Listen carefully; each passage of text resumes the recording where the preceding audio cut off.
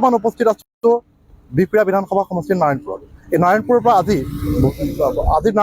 বিহপুৰীয়াৰ প্ৰাক্তন বিধায়ক তথা প্ৰদেশ কংগ্ৰেছ কমিটিৰ প্ৰাক্তন সভাপতি ভূপেন কুমাৰ বৰাই কংগ্ৰেছ দল ত্যাগ কৰি আজি বিজেপিত যোগদান কৰাৰ পিছতেই বিজেপিৰ পৰা যিহেতু বিহপুৰীয়া সমষ্টিৰ প্ৰাৰ্থিত্বৰ সম্ভাৱনা প্ৰকট হৈ পৰিছে আৰু তেনে কিছু কাৰণতে আজি বিহপুৰীয়া বিজেপিয়ে এক সমদল বাহিৰ কৰিছে। এক প্ৰকাৰে ক'বলৈ লাগিব বিহপুৰীয়াত স্থানীয় যুৱকক প্ৰাৰ্থিত্ব প্ৰদান কৰাৰ এক প্ৰবল দাবী তুলিছে স্থানীয় বিজেপিৰ ভোটাৰসকলে। আমি তেওঁলোকৰ পৰা তেওঁলোকৰ অভিমত জানিবলৈ যত্ন কৰিম। কি ক'ব আপোনালোকে? হয়, নমস্কাৰ। আমি আজি এই বিহপুৰীয়া সমষ্টিৰ ভাৰতীয় জনতা পাৰ্টীৰ কাৰ্যকৰ্তাসকলে এই নাৰায়ণপুৰত আমি সকলো সমবেত হৈছোঁ। ইয়াৰ মূল উদ্দেশ্য এটাই যে আগন্তুক ভাৰতীয় জনতা পাৰ্টী বিধানসভা নিৰ্বাচনত বিহপুৰীয়া বিধানসভা সমষ্টিৰ ভৌগোলিক চাৰিসীমাৰ ভিতৰৰ আমাৰ এজন প্ৰাৰ্থীৰ প্ৰয়োজন হৈছে। গতিকে আমি এই ছ'চিয়েল মিডিয়াৰ যোগেদি আমি কেইদিনমানৰ আগত আমি এটা দেখা পাই আছিলোঁ যে ভাৰতীয় জাতীয় কংগ্ৰেছ দলৰ পৰা আমাৰ বিহপুৰীয়া সমষ্টিত ভূপেন বৰা ডাঙৰীয়া বিজেপিত যোগদান কৰিছে। এই বিজেপিত যোগদান কৰাৰ বাবে আমি তেওঁক স্বাগতম জনাইছোঁ, কিন্তু তেওঁ ভাৰতীয় জনতা পাৰ্টীৰ হৈ এই বিহপুৰীয়া সমষ্টিত প্ৰতিদ্বন্দ্বিতা কৰিম বুলি ভাবিছিলে। গতিকে আমি তাক লৈ ক্ষুণ্ণ হৈছোঁ। আমি বিহপুৰীয়া সমষ্টিৰ ভাৰতীয় জনতা পাৰ্টীৰ প্ৰত্যেকজন কাৰ্যকৰ্তাই ক্ষুণ্ণ হৈছোঁ, কিয়নো এইবাৰ আমি ভাৰতীয় জনতা পাৰ্টীৰ যিমানকেইজন জ্যেষ্ঠ কাৰ্যকৰ্তা দিনে নিশাই কাম কৰি আছে ৰাইজৰ হৈ সমষ্টি উন্নয়নৰ স্বাৰ্থত। গতিকে তেওঁলোকক যদি প্ৰাৰ্থিত্ব, তেওঁলোকৰ ভিতৰত কোনোবা এজনক প্ৰাৰ্থিত্ব দিয়ক, সেইটোহে আমি কামনা কৰিছোঁ। কিন্তু বাহিৰৰ পৰা অহা এজন ব্যক্তিক যাতে তেনেকুৱা নকৰে, আৰু সেইটো মূল উদ্দেশ্য সেইটো উদ্দেশ্যকে লৈ আমি আজি এই দেশত বৃহত্তৰ আমি বাইক ৰেলী আমি প্ৰতিবাদী কাৰ্যসূচী গ্ৰহণ কৰিছোঁ। গতিকে এইটো অনাগত দিনতো এনেধৰণে চলি থাকিব, আৰু যদি ইয়াৰ উচিত বিচাৰ নহয় বা ইয়াৰ আমি যিটো এই বিহপুৰীয়া সমষ্টিৰ জনসাধাৰণে যিটো বস্তু বিচাৰিছে সেই বস্তুটো যদি নাপায়, তেতিয়া অনাগত দিনত ভাৰতীয় জনতা পাৰ্টীৰ পৰা আমি যি ব্যৱস্থা গ্ৰহণ কৰিব লাগে, আমি তলৰ দলীয় কৰ্মী হিচাপে সেই ব্যৱস্থা কৰিবৰ কাৰণে আমি প্ৰস্তুত হৈ আছোঁ, যদি আমাৰ দাবীটো মানি নলয়। কালি ৰাজহুৱা সভা এখন অনুষ্ঠিত কৰা হৈছিল, তাত কিন্তু বিজেপিৰ বহু সংখ্যক লোক উপস্থিত আছিল।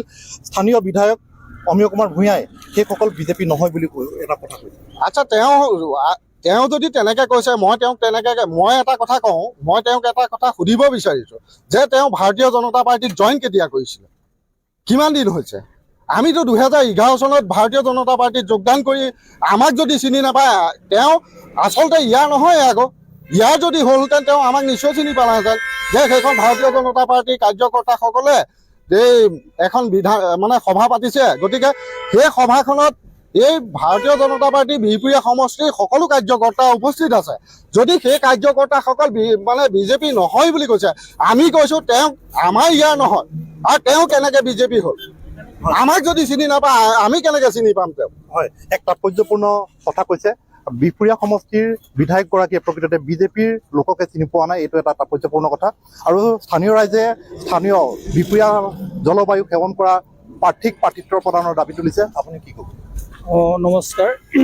মই আপোনালোকৰ চেনেলৰ জৰিয়তে বিহপুৰীয়া সমষ্টিৰ সকলো ভাৰতীয় জনতা পাৰ্টীৰ জ্যেষ্ঠ কনিষ্ঠ সকলো কাৰ্যকৰ্তালৈ মই প্ৰণাম জনাইছোঁ। কথা হ'ল, কালি এটা আমাৰ অমীয় কুমাৰ ভূঞা ডাঙৰীয়া এটা আমি লাইভ পাইছিলোঁ। তেখেতে কৈছে 14 চনৰ পৰা মই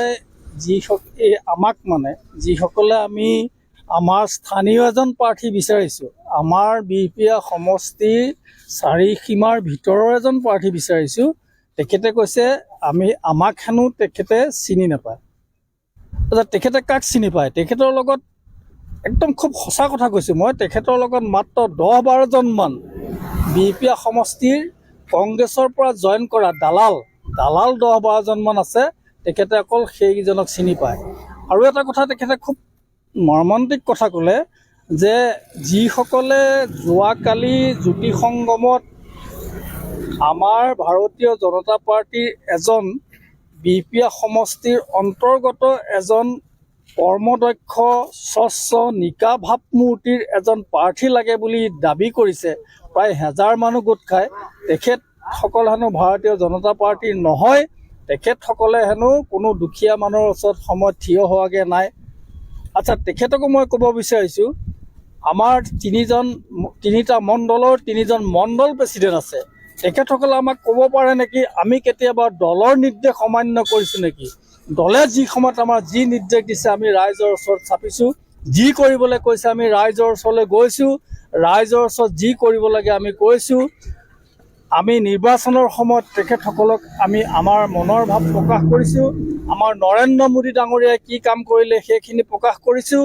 আমাৰ কৰ্মদক্ষ মুখ্যমন্ত্ৰী ডাঙৰীয়াই কি কাম কৰিলে আমি সেইখিনি প্ৰকাশ কৰিছোঁ। আমি প্ৰতিটো মুহূৰ্ততে প্ৰতিটো সময়তে আমি অকল নিৰ্বাচনৰ সময়ত নহয়, প্ৰতিটো সময়তে আমি ৰাইজৰ কাষত থাকোঁ।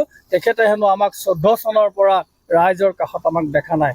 অতি লজ্জাজনক কথা, অতি দুখৰ কথা। তেওঁৰ লগত থকা 10-12জন মানুহে তেওঁ ভাবে নিষ্ঠাৱান বিজেপিৰ কাৰ্যকৰ্তা।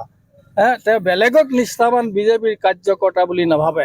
আনকি মই আপোনালোকৰ আগত আৰু এটা কথা ক'ব বিচাৰোঁ, আমাৰ ৰাজ্যিক কোনো দায়িত্বশীল ব্যক্তি বা জিলাৰ কোনো দায়িত্বশীল ব্যক্তিও যদি তেওঁৰ ওচৰলৈ যায় তেতিয়াহ'লে তেওঁ কোনো মান সন্মান নকৰে। তেওঁলোককো বিজেপিৰ কাৰ্যকৰ্তা বুলি, নিষ্ঠাৱান কাৰ্যকৰ্তা বুলি নাভাবে।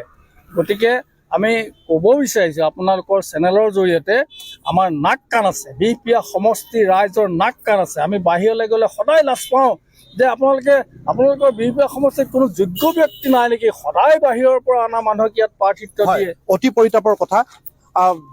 ভূপেন কুমাৰ বৰাৰ পিছতেই যিহেতু বিজেপিয়ে প্ৰাৰ্থিত্ব প্ৰদান কৰিছিলে অমীয় কুমাৰ ভূঞাক, সেই অমীয় কুমাৰ ভূঞাও বাহিৰৰ আছিলে। এনেধৰণৰ কিছু বিষয়, এনেধৰণৰ ক্ষোভৰ উদগীৰণ চলিছে। আৰু স্থানীয় ৰাইজে কাক বিচাৰে? আমি জয়তে আপোনালোকক সকলোকে আমাৰ শুভেচ্ছা জনাইছোঁ ভাৰতীয় জনতা পাৰ্টীৰ তৰফৰ পৰা।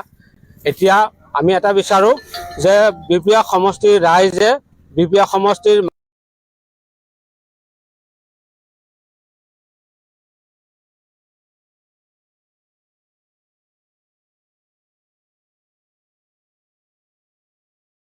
কটালে। আৰু ইয়াত যিটো আমি জানো যে ভাৰতীয় জনতা পাৰ্টীয়ে মূল্যবোধত বিশ্বাস কৰে। আমি অটল বিহাৰী বাজপেয়ী ডাঙৰীয়াক আমি বিশ্বাস কৰোঁ, নৰেন্দ্ৰ মোদীক বিশ্বাস কৰোঁ, মুখ্যমন্ত্ৰী হিমন্ত বিশ্ব শৰ্মাক বিশ্বাস কৰোঁ, আমি ৰঞ্জিত আমাৰ সাংসদ মানে দিলীপ শইকীয়া ডাঙৰীয়াক আমি বিশ্বাস কৰোঁ। এটা কথা বিহপিয়া সমষ্টিত আমি ৰাইজে বিচৰা জনপ্ৰতিনিধিক ৰাইজে বিচাৰিছে, যিসকলক তেওঁলোকক আমি বিচাৰিছোঁ, কিন্তু নিজে জনপ্ৰতিনিধি হ'বলৈ অহা ব্যক্তিক আমি ৰাইজে বিচৰা নাই। আৰু যিটো কাৰণে আমি বিহপিয়া সমষ্টি বহুত দিনৰ পৰা পিছ পৰি আছোঁ। এতিয়াও ভাবিছোঁ আমি দলৰ নীতি নিৰ্দেশনাক মানি লৈছোঁ, কিন্তু আমি ঊৰ্ধ্বতন কৰ্তৃপক্ষক এটা জনাইছোঁ যে যিহেতু ৰাইজেহে ভোট দিব, গতিকে আমি প্ৰথমতে ৰাইজক সন্মান কৰিব লাগিব, তাৰপিছত আমি দলক সন্মান কৰিব লাগিব। গতিকে ৰাইজৰ আৱেগ অনুভূতিক আমি সকলোৱে সন্মান জনাই বিহপিয়া সমষ্টিৰ ৰাইজে, সচেতন ৰাইজে যাক টিকেট দিব বিচাৰিছে তেখেতসকলক দিলে ৰাইজ সন্তুষ্ট হ'ব, এইটো আমি ভাবিছোঁ। হয়, এক প্ৰকাৰে ক'বলৈ হ'লে স্থানীয় যুৱকক বা স্থানীয় প্ৰাৰ্থীক প্ৰাৰ্থিত্বৰ দাবী তুলিছে। আৰু স্থানীয় প্ৰাৰ্থীক প্ৰাৰ্থিত্বৰ দাবী নুতুলিলে এই ভাৰতীয় জনতা পাৰ্টীয়ে কি সিদ্ধান্ত গ্ৰহণ কৰিব? হয়, আপোনালোকে কি সিদ্ধান্ত? আমি নৱপ্ৰজন্ম হিচাপে আমি এটা কথা ক'ব বিচাৰোঁ, আমাৰ বিহপিয়া সমষ্টিৰ অন্তৰ্গত ভিতৰত এজন আমি মানুহক বিচাৰোঁ। আৰু কাক বিচাৰোঁ? যিজনে নেকি আমাৰ বিহপিয়া সমষ্টিৰ চুকে কোণে ঘূৰি মানুহৰ মাজত মত বিনিময় কৰি জনপ্ৰিয়তা অৰ্জন কৰিবলৈ বিচাৰিছে, তেনেকুৱা এজন প্ৰাৰ্থীক আমি বিচাৰোঁ। আৰু বাহিৰৰ পৰা অহা মানুহক আমি কোনোমতে এই 2026 চনৰ নিৰ্বাচনত আমি প্ৰাৰ্থিত্ব দাবী দিব নিবিচাৰোঁ। আমাক সেইটো প্ৰথম কথা।